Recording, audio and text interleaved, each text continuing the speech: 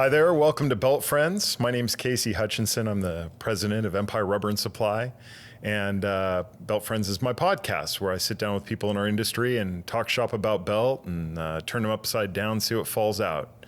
And today I have Andrew Roloff, North American Dairy Specialist at Intralox. Welcome, Andy. Thanks for having me, Casey. Grateful to have you. Is it Andrew in your professional life? Is that what shows up on a business card and people calling you Andy off to the side? How's Fun this work? story. Whole life been called Andy Roloff. Mom, dad, family, everyone. Got to Intralox. There is a person called Andy Roth. And the person who hired me is like, yeah, you go by someone else because the Andy Roloff and the Andy Roth are too similar. I was like, just call me Andrew. So it was almost like a Phoenix thing too. I let the old Andy die and the Andrew came to life. It's like you joined the Screen Actors Guild or something. Would you just tweak it like Exactly. this? My mom always wanted me to be an Andrew because it was more professional than an Andy. But it is what it is. Andy, Andrew. I answer to both. My brothers called me worse. Okay. Not a Drew kind of guy? Ooh. Okay, we'll leave that alone. My brother's Andy by blood, and he does not like Drew either, so I get it. We digress. And we're going to do that a bunch because Andy's a good friend of mine, so I'm looking forward to this. We go back a ways. We do. Well, tell us about yourself. You started with your name, but let's get into home and family and heck, what education looked like for you. What led you down the path? Home in Wisconsin. Go Pack, go. Born and raised in rural Wisconsin. Some of my earliest memories is my father screaming at the TV. Brett Favre was on, so it's a bit of religion for us here. Really rural Wisconsin, unincorporated. If you don't know what that means, it means super small, not big enough to count and put on a map. So basically, my brother and I would take some BB guns, our dog, and go walk through nature and shoot some things, build some stuff, break some stuff, and that was kind of my upbringing. To the point where I got into school, went to a really small school in Manawa. After about the third, fourth grade, they thought I was on the spectrum. I wasn't picking things up real fast. Parents took me to Madison. We're like, no, he's not dumb. He's just dyslexic. So I really struggle with reading and writing, but really excel at other things. So my family took me out of Manawa, moved me to Wapaka, where they had a better LD program. And you know what LD stands for? What? Learning disabled, which they just really changed those metaphors around. No one wants to be tagged as an LD student. So I really hated school, but loved playing sports. Father was a teacher in Manual for 35 years. Then he was my coach for football, basketball, baseball. So whole life went through sports, had grades high enough to be eligible to play sports. Then after high school, I was graceful enough that one of the local football coaches at Stevens Point was like, I can get at least one or two kids into our school no matter what their grades look like. And I was one of his kids. He's like, you come play for me, I can get you in. So I got into college playing football. Fantastic time. Was able to get my paper degree, saying that I accomplished that. So I really enjoyed that time. That's I guess a little insight. I guess I mentioned the father was the teacher. I guess I take a lot from him. I like the coaching, the aspects of mentoring people.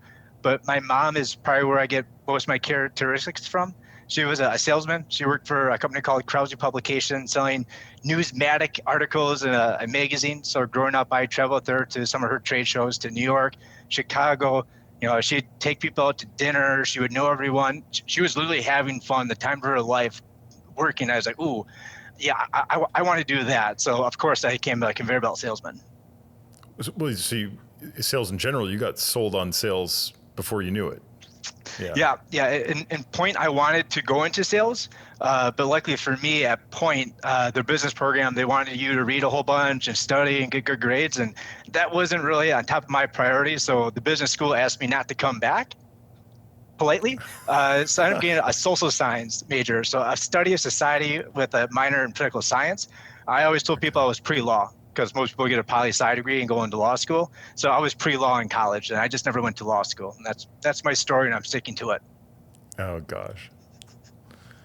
Yeah, was that always the goal to get into college? Exactly that. I was going to get into sales, so I got my paper, and then I was looking for sales jobs. Okay. And so you hit the ground running with sales. I mean, during school, what did you do for work? You slinging pizzas or anything crazy like that? Worked for Best Buy for a bit. I always enjoyed technology and retail. During homecoming, I was always a bit of an entrepreneur, trying to find ways to make money. So I sold homecoming T-shirts. Senior year, made enough money for my then girlfriend, now wife of mother of three. We took a little trip to Cancun to celebrate and use the funds we made for T-shirts with that. So I'd make money, spend money, get broke, and do it all over again. Seems to be a cycle in my life. I love it. I love it. No, that's awesome. I wondered, I figured if sales was in your heart along the way, it was maybe getting fostered along the way too. So that's awesome. Well, okay. So were there any, now you got the degree in hand. Now what am I going to go do? Did you hop through something prior to getting in the belt industry, or how'd that work out? Yeah. So, oh goodness, I graduated in 11. Economy wasn't super great at that time yet. So, and my then girlfriend, like I mentioned, now wife, was still in school. She had a year left. So I wanted to stay in central Wisconsin. Not a whole lot of opportunity in central Wisconsin. There was a company called Mattress Firm. They're a large North American place now. Oh, yeah. So I started with them small. I started in the smallest place as a rotational assistant store manager. Went to a medium store, went to a large store. Sitting in the store one day, I was looking at the sales history. People were doing $40,000, $50,000 a day, and I was doing that in a month. I was like, what are they doing? And I want to do that.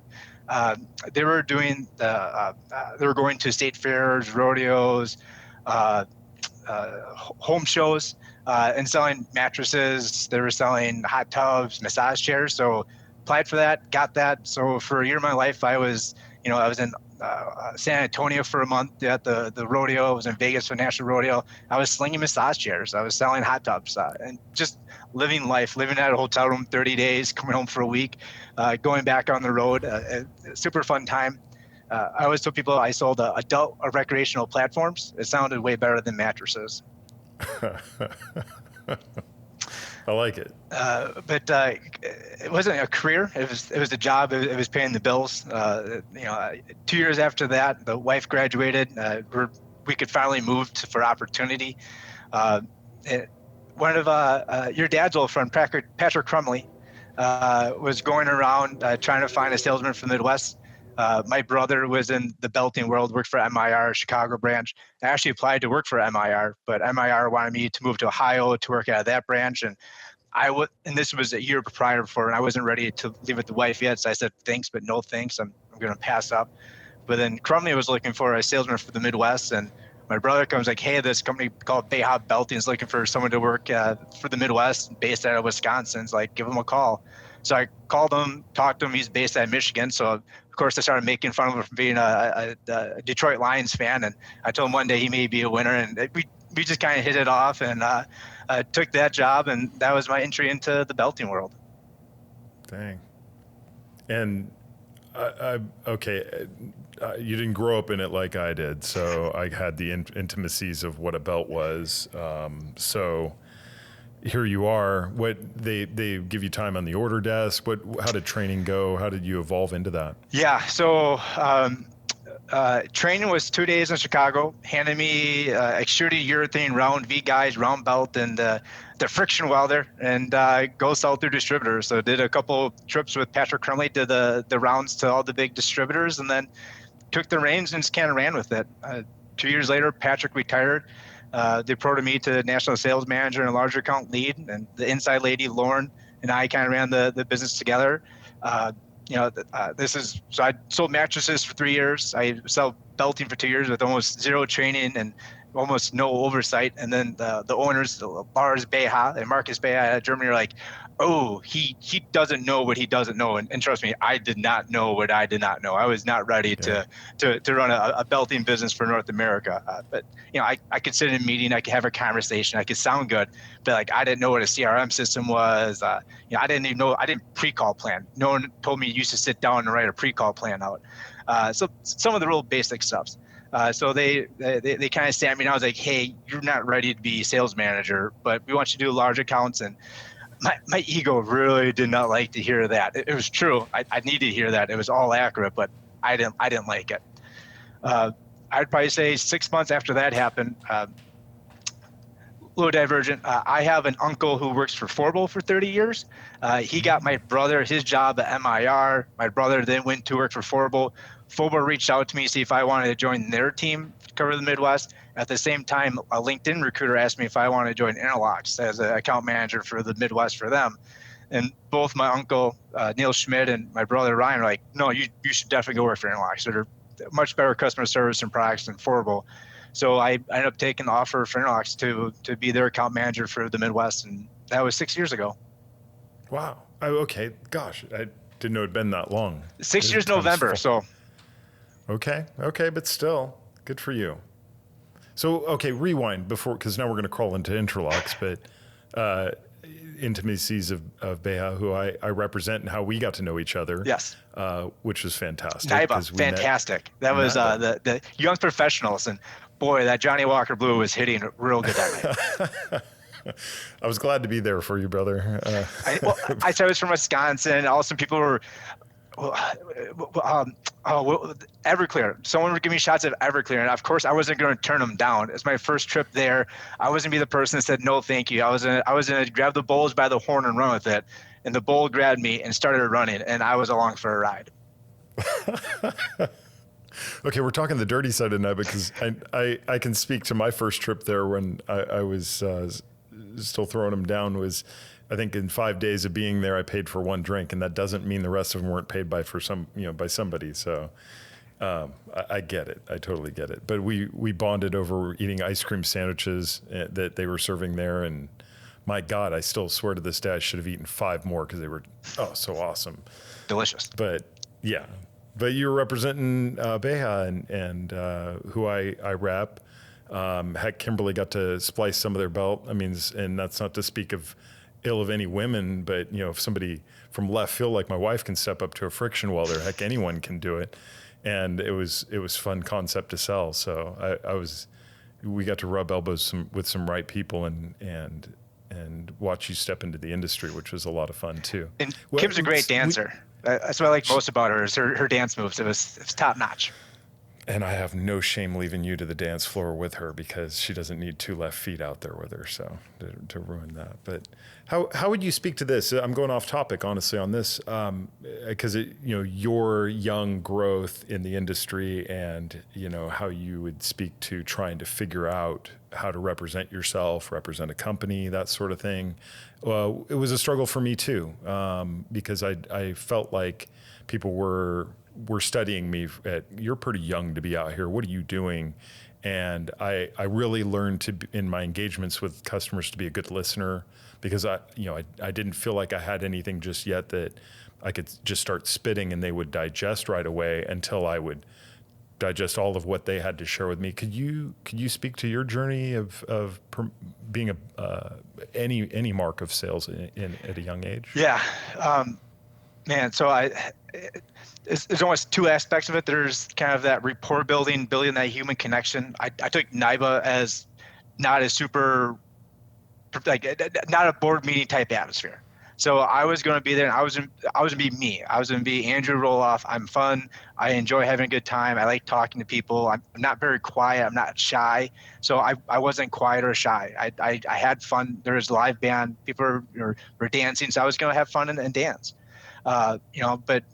But then there's a point of view where when you're in a board meeting, you need to be able to build trust and build confidence and know what you're talking about. So it's almost, you kind of turn a switch. There's a fun mode where you're building fun and you're outside of the boardroom. And then when you're in the boardroom, you have to know what you're talking about. You have to know the situation and where you can bring value, where you can be a good fit, and talk the lingo. So having fun, I was good at that, but learning to talk the lingo, understand where you can bring value, the customer situations, understand what they actually cared about and why they cared about and their issues. It takes a while to understand that. But once you do, you can talk to, you understand their perspective and talk to them that way. It goes a long way building the trust. Yeah, absolutely. I think you hit the nail on the head there. I wasn't trying to pick on you, buddy. I can speak from the same vein of trying to swim through that and get to know my niche, because you're right. I know how to have fun, but you want to make your mark and speak eloquently about what you are representing and what you're doing and add value. And that doesn't come full speed out of the gate. So, yeah, well, and I mean, okay. I would say that, I mean, I've since my little one's turning 6, so I've been sober 6.5 years. So there's a point Congratulations. where, like, you don't want to be belligerent, you still want to be under control, things of that nature. I don't know, but yes. Yeah. Congratulations on 6 years, Andy. I'm proud of Thank you. you. Thank you. Yeah, for me, I have a lineage of family members who weren't able to live up to their full potential because they fell down the drinking alcoholism role, and I wasn't going to allow that to happen to myself and my family. So, trying to change the family tree. Good to you. Good. It takes some branch clipping to get there, but you got there. Yes, yes, exactly. Well, I'm glad you opened up about that. Sharing some nuts and bolts about me, I've been candid with you and how I've journeyed through recovery too. And I've got 10 years myself, and I know That's what that awesome. means to my family as well. So let's keep it up, brother. Okay. Enter Intralox. Would you share, tell us about Intralox, about that company? Yeah, so At least for me, I share guess with the one of group. the reasons I wanted to join Intralox is that they have a company motto. I'm losing words, but pretty much the LCI program. So late term continuous improvement. So they have values they want account managers to live by. They have a sales methodology to approach customers to grow business. So I didn't have any sales training. I didn't go through business schools. I was looking for someone to assist me and guide me and help build me from the ground up of what a true world-class salesman would be. And Intralox has the foundation and the resources to support young account managers, salespeople, and develop the right values, and then the sales methodology to go with it. So I really enjoyed that part of Intralox. That really engaged me. Yeah, I guess there's a lot to Intralox. It's teams of teams. It started 50 years ago. It was based in New Orleans, and there's no companies in New Orleans for a reason. But the family started. There was the son asked the father, how can I become a millionaire? And he said, find a way to automate shrimp peeling. So he developed a shrimp peeler. Shrimp peeling is a very salty, abrasive application, and there wasn't any good belting, so he invented modular plastic belting to go with the shrimp peeler. And then he tried to sell off the modular plastic belting because he didn't think it was going to be any good business. He was going to try to sell the shrimp peelers. But since then, they've taken that one little concept, like, right, where can we go to the market? Where can we find they're having issues? And then we're going to invent or develop a product to provide a solution to them. So now we have 8 different teams. I'm part of the fruit and vegetable team. There's a bakery team, there's a meat seafood team, there's an industrial team, there's a consumer team, there's a water team, there's like 9 or 10 of us. There's 10 different account managers cover Wisconsin. So we're all small teams that focus on our segments. And then once or twice a year, we kind of all get together and share our best practices. So I'm part of the fruit and vegetable general team. So out in Wisconsin, the peas, corn, potatoes, and then dairy are some of my biggest segments. But out in California, you have your potatoes, your fresh cuts. So even my team is small teams of teams, to say the least. So, we get small teams that we have the power to go to market as we see fit. We go back to leadership saying, hey, this is the tools or resources or the products we need to solve solutions or bring value to customers. And we try to bring those tools to bear and work with customers to become partners with them. Is the short elevator pitch. Yeah. No, it's a fascinating company. I had heard some of that story, Latrim, and the first development of that, piece of equipment. I mean, who would have thought that it led to the building of Legos to move things, on a conveyor system, and it makes sense. When I first started in the industry, it was kind of a scary thing getting into plastic modular, and the world has developed so much in its use that you take away tracking issues, you take away tension, which wreaks all sorts of havoc, and simplify a lot of systems along the way to go, okay, I don't have to touch that anymore. Maintenance dollars are spent somewhere else, not thinking about how to resolve issues. So I see the merits. It's wonderful. You can really customize it. So when you injection mold it, you can pick any material you want, acetal, PK, polypropylene, polyethylene, nylon. I mean, you can, right, what's your environment? Is it abrasive? Is it dry? Is it wet? What chemical are you using? It's like, perfect. We're going to use this material that holds up best in that environment. Then we can build a belt based on that. So you can really customize it, which is, and oh goodness, I have a Bible thick manual of different series and styles. And so really in the application, we can get 3 or 4 belts that will work, but which one's going to work best over the life of it? We get nitpicky, but we try to figure out, all right, what's the most efficient belt in this application? Yeah. Well, wonderful to have that all at your avail. I mean, yeah, and luckily for me, I mean, because going into it, like, you don't know anything. So we have an internal team of engineers that sit behind a desk, and all they do is take customer, they troubleshoot all day, the technical support group. So they sit back and they take in questions for customers and they answer it. And then I go out to customers, hey, have you seen this before? I'm like, I have no idea what that is. And I'll go to my team like, hey, have you seen this before? It's like, oh, yes, this is why it's happening. Here's the root cause, and this is how you remedy the situation. So I'm able to go back to the customer and seem like I'm a hero when really I'm using someone else's knowledge and wisdom and just passing it along. Your secret was safe until we began recording this, Andy. So, but it's all right. I'll still be Superman. It's fine. I wear a cape to work every day. Well, it is awesome because, as you get forensic, and I'm sure your mind's getting more and more forensic, what's going on here that, you want that answer just as well as somebody might serve it to you. The belt's trying to tell you something, it's been through something to go, I don't like this, and here's why. I'm eroding away a certain way. My pins are starting to migrate this direction. Whatever the case may be, the belt's desperately trying to tell you. Yeah, belts are dumb.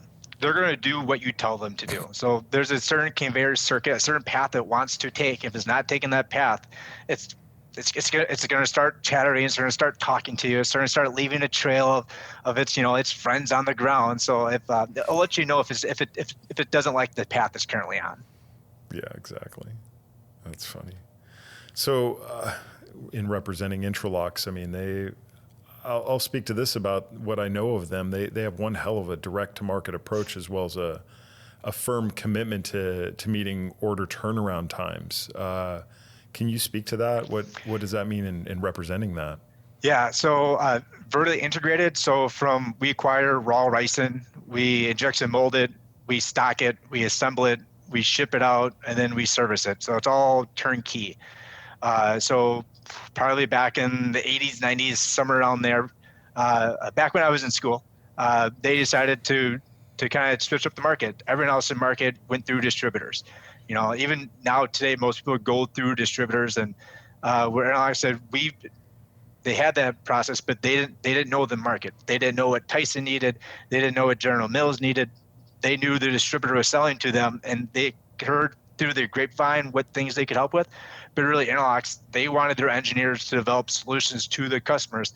So they thought, hey, if we could talk to corporate Tyson of what their issues are, or if we could talk to General Mills or any of the customers, Tyson, pretty much calling Elon Musk now. It's like, hey, Elon, what are your issues with your battery packs? It's like, perfect. You need 10,000 pounds to carry these giant battery packs now? Cool. We'll develop a belt that can handle that for you. So we want to talk directly to the customer, understand what their needs were, and then provide a solution. Have that be a whole new product, have that be thermal drive, have that be ARB, have that be modular plastic belt. We don't know what the solution is going to be. We want to understand what the issue is and what's the best product for them at that moment. And going through distribution, there was that loss in translation. So they wanted to go direct to market. So that's the track we went, and so far so good, I think. And for me, as an account manager, we have large territories. I cover 2 states. I have probably, Dakotas, if you want to count them, I have 4 technically, but who really goes out to the Dakotas, besides potatoes?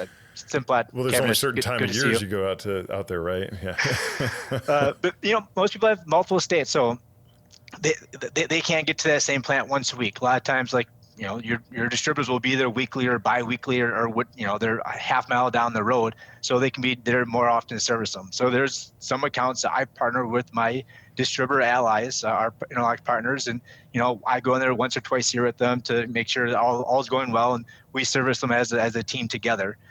Really, our goal is to make sure that customer is happy. I want market share and make sure that customer is satisfied with Intralox, and the best way we can do that's how we're going to do it. Yeah. Well, and I'd have to imagine that, try as Intralox might to go direct to every account, they have strong relationships with distribution in those areas that, try as you might, you couldn't buck that, why wouldn't you shake firm hand with them if they're representing you properly to win-win along the way? I agree 100%. Makes sense.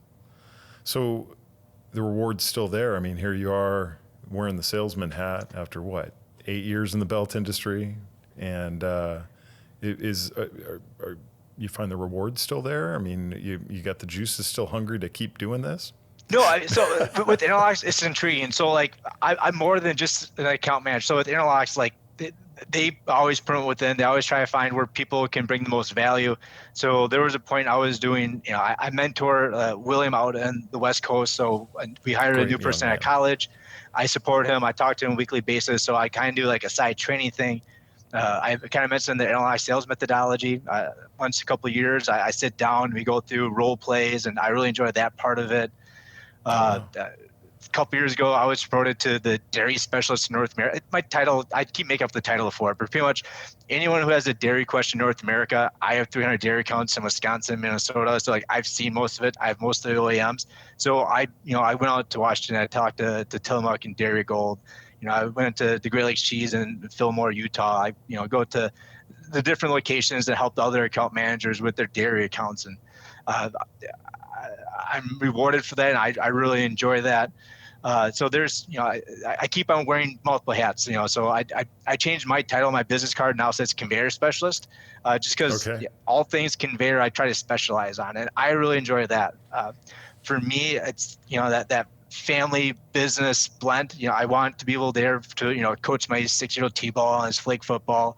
My now 4-year-old's in ballet class, so it's, every Wednesday to drop her off and watch some of that. Like, I enjoy that. I want to be there for that. So I enjoy having my small territory and making my calls and growing my partnership with my customers and building that trust for the long haul.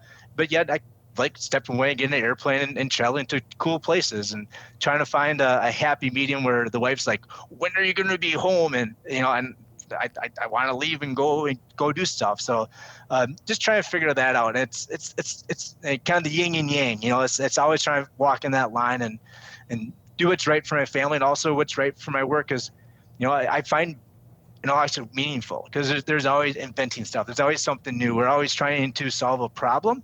So I enjoy diving into that and resolving those problems. Right now, potatoes, everything in the receiving area is all black rubber, all mining belt, and everyone hates it. So we're trying to develop new products to go after the receiving in the potato world. And I have some large potato accounts, so I go in there and I put my nose into it. I've got potato grease that smells terrible. I mean, I love it. I thoroughly enjoy that. So, so that's a long, short answer to your question.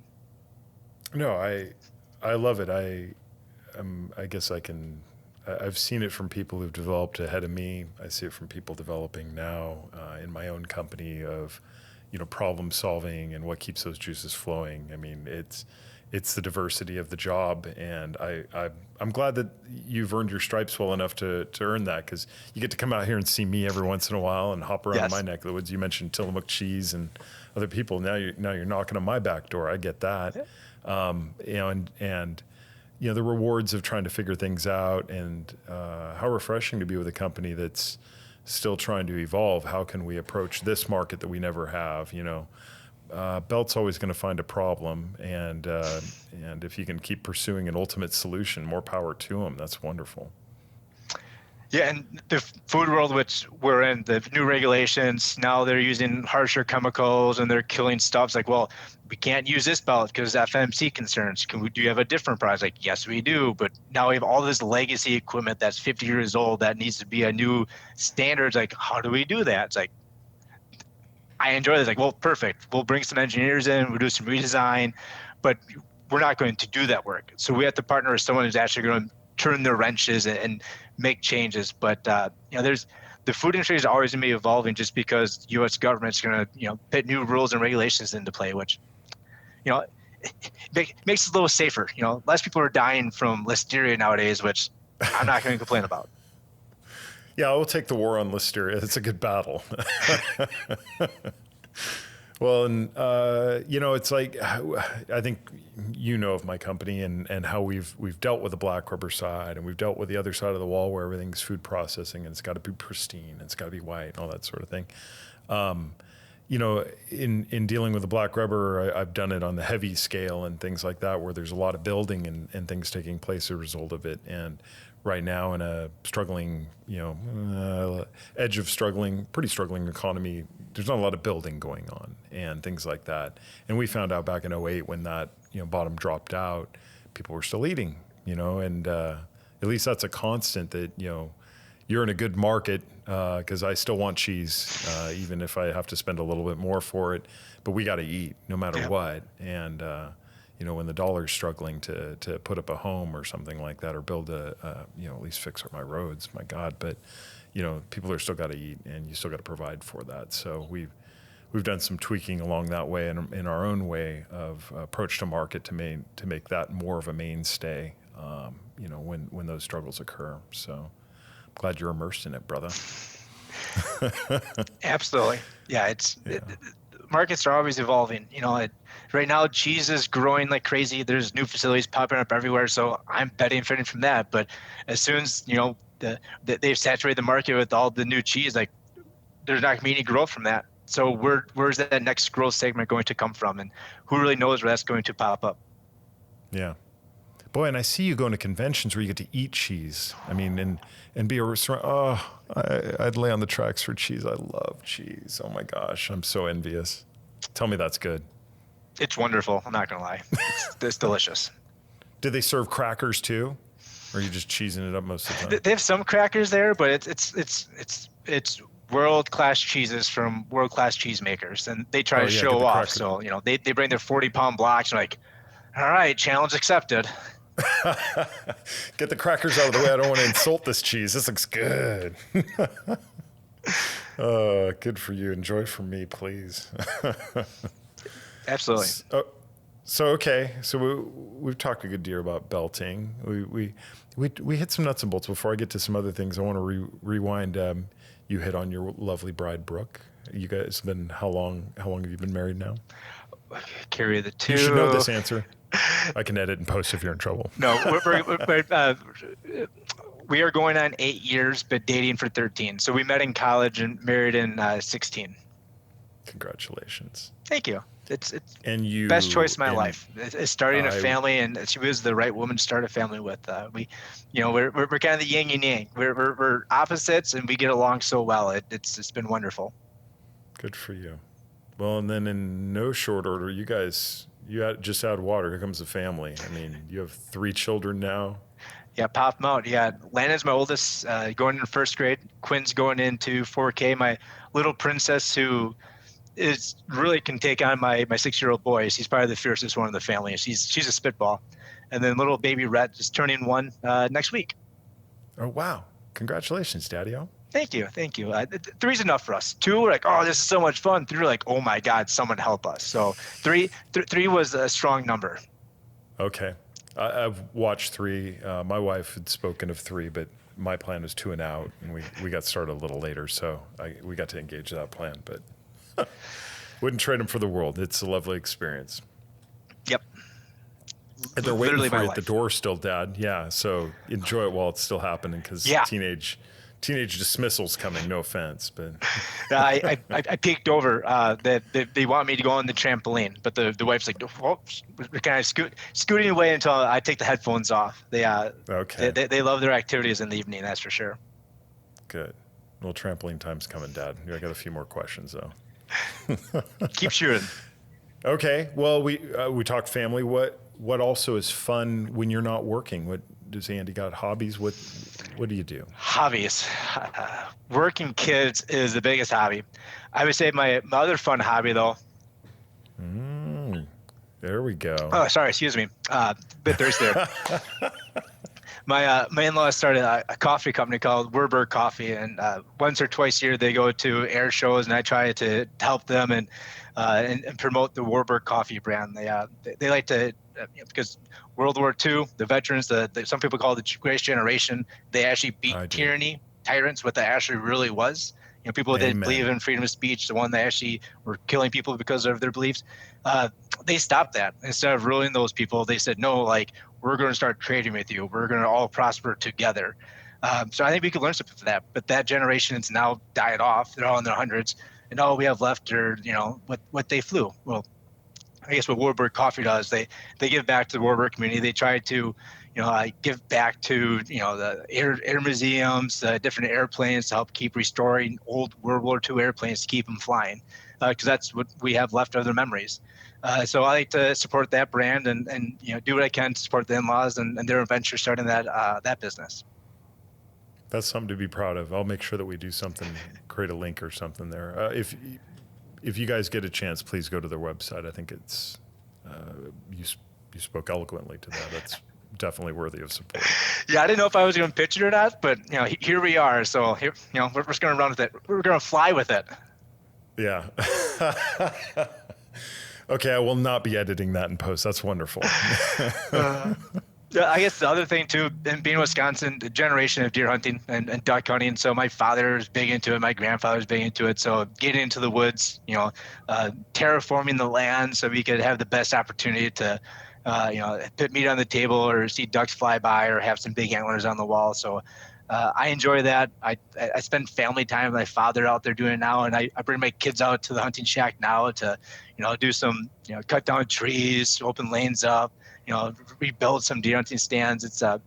It's bonding and you're in nature, and it kind of just rejuvenates me. So I really enjoy the hunting I don't know if it's much the hunting or just being in nature and being with family in nature. So it's a combination of the two. Agreed. I camped in different ways. We weren't much for hunting, but I went fishing with my father, and a lot of our camping is around ski boat and tents and that sort of thing. But just get off the grid, get out in nature with those kids. Andy, that's a wonderful absorb for them, and you're wearing that. You know that. I saw you went camping otherwise recently with them, didn't you? Yeah. So my mom's side of the family, every year we go on a camping trips, like the family reunion. I told the wife wasn't with us. Hopefully she doesn't listen to this. I told her there's 3 rules. 1, don't die. Don't fall into the fire.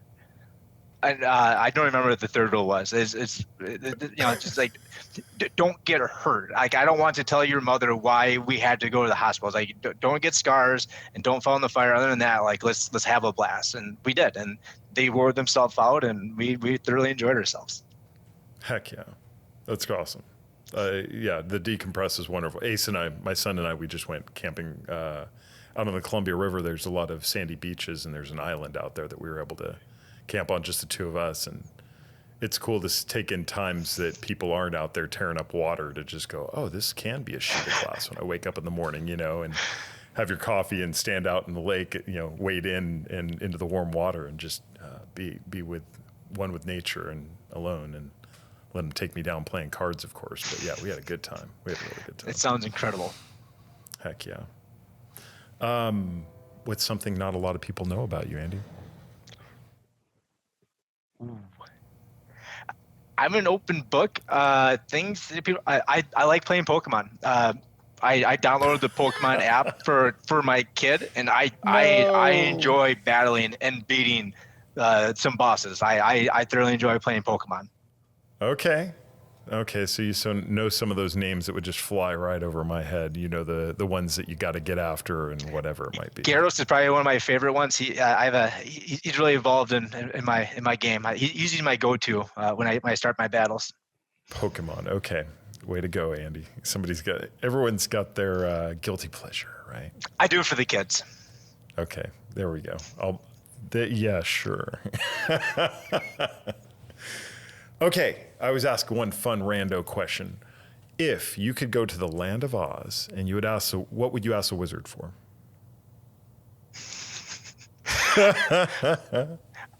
I daydream about winning the lottery and moving to Florida and facing west and looking at the sunset. I guess,